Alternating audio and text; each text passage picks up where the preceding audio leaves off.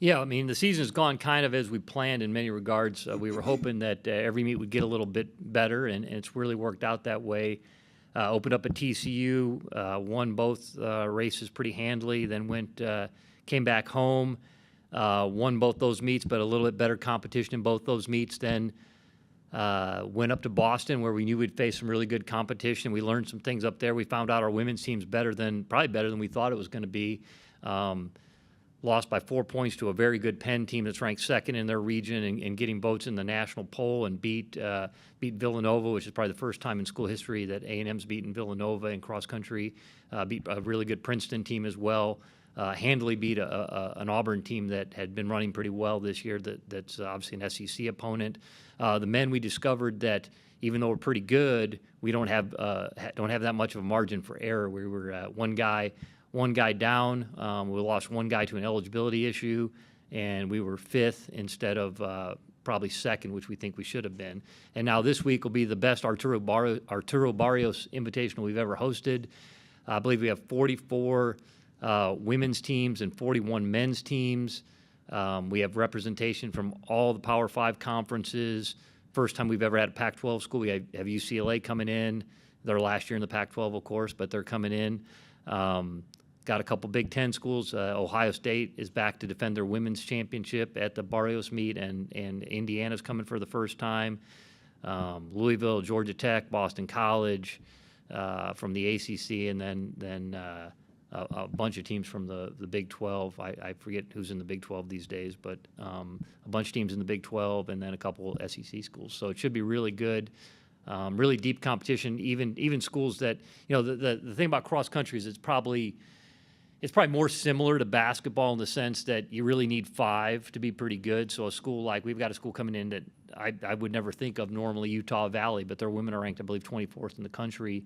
And, schools like that, Eastern Michigan, South Dakota State, schools that we don't think of too much in the major sports, or in football particularly, because in football you have to have a lot of depth. In cross country, if you got 5 good ones, you can be pretty good. So there's some schools that Toledo's coming in on the women's side, which also a nationally ranked program historically. So it's exciting to see I think as probably in all sports, but particularly in cross country and track and field, coaches tend to be a little bit of lemmings. We kind of follow, do everything what everybody else has been doing, and so it's taken a little bit longer than we anticipated to grow the Barrios meet into what it's become.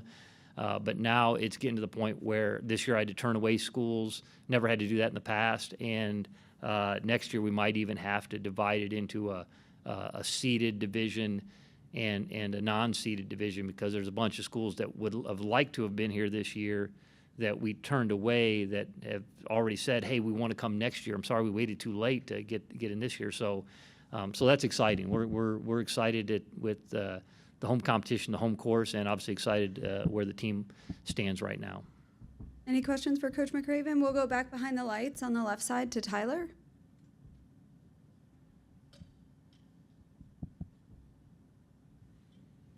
Yeah, Coach, you said that this meet has grown recently. Why do you think that is? And I guess just what makes the Arturo Barrios so just a special meet?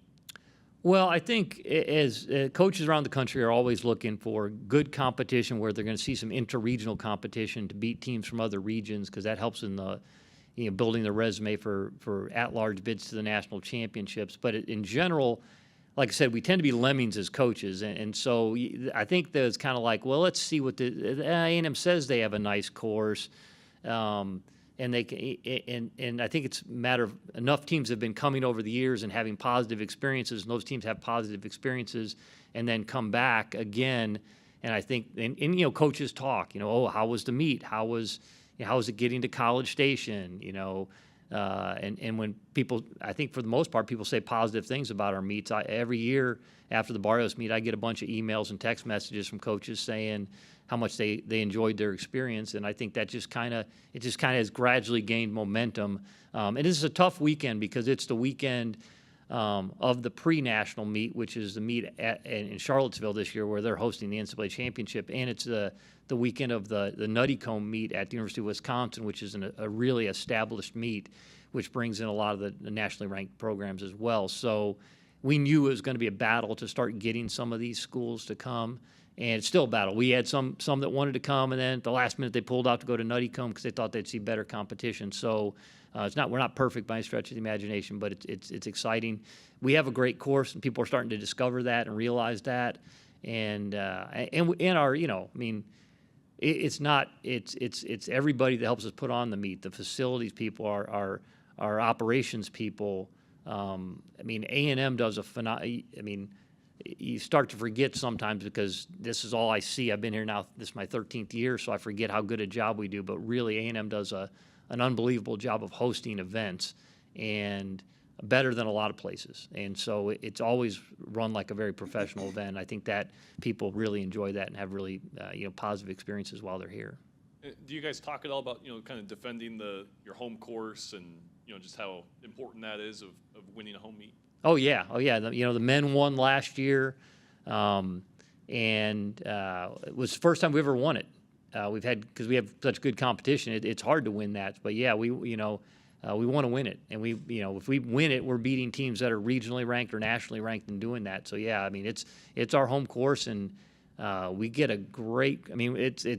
It's unbelievable the crowds we get out there. I'm kind of blown away because I'm out running around coaching and everything, and then I see the videos and shots afterwards of all the people that are out there, and we want to defend our home course. I know Eric Cazares on the men's side has the course record.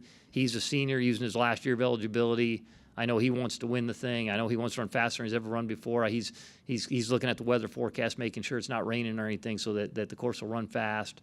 And as a team, we want to beat people. So yeah. We'll go front row on the right side to Travis. Coach, I know you mentioned the women's side is maybe a little bit better than y'all expected. What kind of went into y'all realizing that?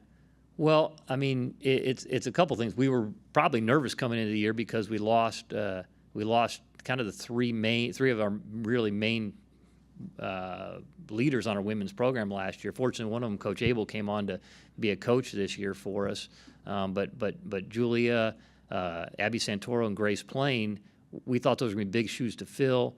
Maddie Livingston kept gaining momentum last year during the track season, ended up scoring in the SEC in the 10,000 meters, and just just continued to get better and better. And she stepped it up to an entirely different level this year.